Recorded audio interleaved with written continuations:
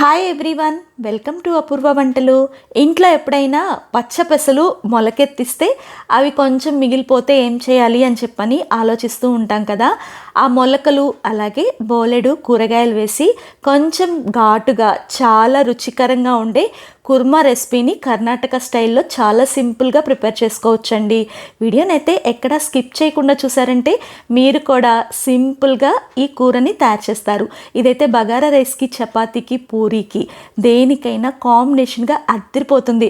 దోశల్లోకి అయితే అద్భుతంగా ఉంటుంది. దీన్ని తయారు చేసుకోవడానికి ఒక పెద్ద కప్పు అంటే 150 గ్రాముల వరకు మొలకెత్తిన పెసల్ని తీసుకున్నాను. వీటి ప్లేస్లో మీరు ఏ మొలకెత్తిన గింజలనైనా వాడుకోవచ్చు. వీటితో పాటు ఒక 10 వరకు బేబీ కార్న్ని తీసుకున్నాను. మీరు కూరగాయలు అనేవి మీ చాయిస్కి తగ్గట్టు యాడ్ చేసుకోవచ్చు. అలాగే 3 మీడియం సైజు క్యారెట్లని పక్కకి తీసి పెట్టుకున్నాను.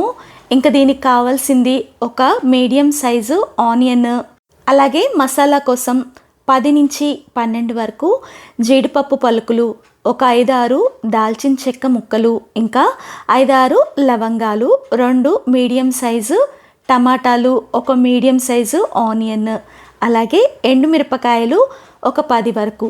కారం గలవైతే 10 సరిపోతాయి. ఇవన్నీ పక్కకు పెట్టేసుకోండి. బాండీలో 1 టేబుల్ స్పూను నూనె వేసి అది కొంచెం వేడెక్కిన తర్వాత తీసుకున్న దినుసులు, జీడిపప్పు, ఎండుమిరపకాయలు వీటన్నిటిని కూడా వేసేసి స్లో ఫ్లేమ్లో వీటిని వేపుకోవాలి. ఇవి కొంచెం వేగుతున్నప్పుడు ఆనియన్స్ స్లైసప్ చేసుకొని వాటిని కూడా దీంట్లో వేసేసుకోండి. ఒకసారి ఇదంతా కూడా బాగా కలిసే విధంగా మిక్స్ చేసుకొని ఆనియన్ అనేవి కొంచెం కలర్ మారే వరకు వీటిని వేపుకోవాలి. చూడండి, ఇలా ట్రాన్స్పరెంట్ అయినాయి కదా. ఇప్పుడు దీంట్లో తరిగిన టమాటాలు కూడా వేసేసేయండి. పండు టమాటా వేస్తే ఈ కూర మరింత రుచికరంగా ఉంటుంది. ఇదంతా కూడా మిక్స్ చేసుకొని టమాటా సాఫ్టన్ అయ్యే వరకు కుక్ చేసుకున్న తర్వాత చల్లారి పెట్టేసుకొని మిక్సీ జార్లోకి వేసుకొని ఒక్కసారి గ్రైండ్ చేశాను. మళ్ళీ ఇప్పుడు దానిలో ఒక గుప్పెడు వరకు పచ్చి కొబ్బరిని వేసేసాను. అంటే అరచిప్పలో సగం తీసుకొని తురుము పట్టుకొని వేసాను. ఇదంతా కూడా ఫైన్గా రుబ్బుకోవడమేనండి. ఇప్పుడు దీంట్లో టేబుల్ స్పూన్ వరకు సోంపును వేయండి. సోంపు వేయటం వల్ల చాలా సువాసనతో ఈ కూర బాగుంటుంది. సోంపు వేసిన తర్వాత కూడా అంతా కూడా ఫైన్గా మిక్సీ పట్టుకోండి. చూడండి, కన్సిస్టెన్సీ ఎలా ఉండాలో మీకు చూపిస్తున్నాను. ఎక్కడ కూడా చిన్న పొలుకు కూడా ఉండకూడదండి. బాగా మెత్తగా రుబ్బుకోవాలి. అవసరమైతే ఒక 2 స్పూన్ల నీళ్లు వేసుకొని రుబ్బుకోవచ్చు. ఇప్పుడు కూరని తయారు చేసుకోవడానికి ఒక మందపాటి కుక్కర్ని తీసుకొని దానిలో 2 గరిటెల వరకు నూనెని వేసేసేయండి. ఈ నూనె అనేది కొంచెం వేడెక్కుతున్నప్పుడు సన్నగా స్లైసప్ చేసుకున్న ఉల్లిపాయ ముక్కల్ని వేయండి. నేను కూర తయారు చేసుకోవడానికి ఒక ఉల్లిపాయ, అలాగే మసాలా తయారీకి ఒక ఉల్లిపాయ వాడాను. ఆనియన్స్ అనేవి లైట్గా ఆయిల్లో ఫ్రై చేసుకోండి. ఇప్పుడు దీంట్లో తరిగి పెట్టుకున్న క్యారెట్ ముక్కల్ని వేసేసేయండి.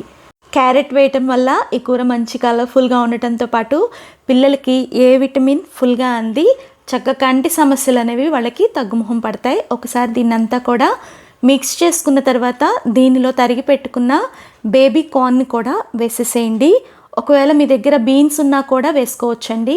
బేబీ కార్న్ అలాగే ఈ క్యారెట్ ముక్కలు సిమ్లో పెట్టేసుకొని 4-5 నిమిషాల పాటు వేపుకోండి. దీనిలో మొలకెత్తిన పెసలని కూడా వేయండి. పైనుంచి 1 టేబుల్ స్పూన్ వరకు క్రిస్టల్ సాల్ట్ని దీనిలో వేయండి. అంటే కూరకి సరిపడా సాల్ట్ని కూడా ఇప్పుడే యాడ్ చేసేసాను. 1/2 టేబుల్ స్పూన్ వరకు పసుపును కూడా వేసేసి ఇదంతా కూడా బాగా కలిసే విధంగా ఒక్కసారి మిక్స్ చేసుకోండి. నూనెలో ఈ కూరగాయ ముక్కల్ని, పెసల్ని ఒక 5 నిమిషాల పాటు సిమ్లో వేపుకున్న తర్వాత దీని మీద మూత పెట్టేసేసి మీడియం ఫ్లేమ్లో 5 నుంచి 6 నిమిషాల పాటు దీన్ని ఉడికించుకోండి. దానివల్ల కూరగాయలు ఒక 30% వరకు ఉడుకుతాయి. ఒక్కసారి దీన్నంతా కూడా మళ్ళీ మిక్స్ చేసుకున్న తర్వాత దీనిలో ఇందాక రుబ్బి పెట్టుకున్న మసాలా మిశ్రమం ఉంది కదా, దాన్ని వేసేసేయండి. మసాలా మిశ్రమం వేసేసిన తర్వాత ఇదంతా కూడా బాగా మిక్స్ చేసుకొని మసాలాని ఆయిల్లో 2-3 నిమిషాల పాటు పచ్చివాసన పోయే విధంగా వేపుకోండి. మిక్సీ జార్ని తొలిపేసి ఆ నీళ్ళని కూడా దీంట్లో వేసేసేయండి. మొత్తం 1/2 లీటర్ నీళ్ళ వరకు దీనిలో వేసాను. అంతా కూడా ఒకసారి బాగా కలిసే విధంగా గెరిటతో మిక్స్ చేసుకోండి. ఈ స్టేజ్లో కూడా సాల్ట్ చెక్ చేసుకొని మీరు ఉప్పుని మీ టేస్ట్కి తగ్గట్టు అడ్జస్ట్ చేసుకొని వేసుకోవచ్చు. దీనిలో 1 టేబుల్ స్పూన్ వరకు బెల్లం వేయండి. బెల్లం వేయటం వల్ల అన్ని టేస్టులు బ్యాలెన్స్ అవుతాయి. నేనైతే ఉప్పు చాలేదని 1 టేబుల్ స్పూన్ ఉప్పు కూడా వేశాను. అలాగే బెల్లాన్ని మాత్రం అస్సలు స్కిప్ చేయొద్దండి. దానివల్ల మనకి ఈ కర్రీ రుచి అనేది చాలా బాగుంటుంది. ఇక దీన్నంతా కూడా ఒక్కసారి మిక్స్ చేసుకొని మూత పెట్టేసేసి విజిల్ పెట్టి మీడియం ఫ్లేమ్లో 2 విజిల్స్ కనుక వేపించామంటే కూరగాయల ముక్కలతో పాటు గ్రేవీ కూడా పర్ఫెక్ట్గా ఉడికిపోతుంది. 2 విజిల్స్ వచ్చిన తర్వాత విజిల్ పూర్తిగా వదిలినాక లాక్ ఓపెన్ చేసి చూస్తే చక్కగా మనకి గ్రేవీ కర్రీ అనేది రెడీ అయిపోయింది. లాస్ట్లో గుప్పెడు వరకు ఫ్రెష్ కొత్తిమీర కూడా వేసేసి ఒక్కసారి మిక్సప్ చేసుకోండి. నేనైతే ఈ గ్రేవీ కర్రీని కొంచెం థిక్గా ప్రిపేర్ చేసుకున్నాను. మీరు కొంచెం లూజ్గా తయారు చేసుకోవాలి అనుకుంటే ఇంకొన్ని నీళ్ళని యాడ్ చేసి ఉడికించుకుంటే సరిపోతుందండి. అంతేనండి, బగారా రైస్కి అలాగే చపాతీ పూరి దేనికైనా కాంబినేషన్గా అద్దిరిపోయే మొలకెత్తిన పెసర్లతో మిక్స్డ్ వెజ్ కర్రీ రెడీ అయిపోయింది. మీరు కూడా ఒక్కసారి నా స్టైల్లో ఈ పెసర్ల కూరని ప్రయత్నించి మీకు ఎలా వచ్చిందో కామెంట్ చేయండి. అలాగే ఫస్ట్ టైం మన వీడియోస్ చూస్తుంటే ఇలాంటి మంచి మంచి వంటకాల కోసం మన అపూర్వ వంటలు ఛానల్ని సబ్స్క్రైబ్ చేసుకొని పక్కనే ఉన్న గంట నొక్కారంటే నేను పెట్టే ప్రతి నోటిఫికేషన్ మీకు వస్తుంది. వీడియో నచ్చితే ప్లీజ్ లైక్ చేయండి. దానివల్ల కొత్త వాళ్ళకు కూడా ఈ వీడియో వెళ్తుంది, వాళ్ళకి ఉపయోగపడుతుంది. మరి ఇంత ఆరోగ్యకరమైన ఈ కూరని మీ ఫ్రెండ్స్కి రిలేటివ్స్కి తప్పనిసరిగా షేర్ చేయండి. మీకేమన్నా కొత్త రెసిపీస్ కావాలంటే కామెంట్ చేయండి. డెఫినెట్గా నేను పోస్ట్ చేస్తాను. Thank you for watching.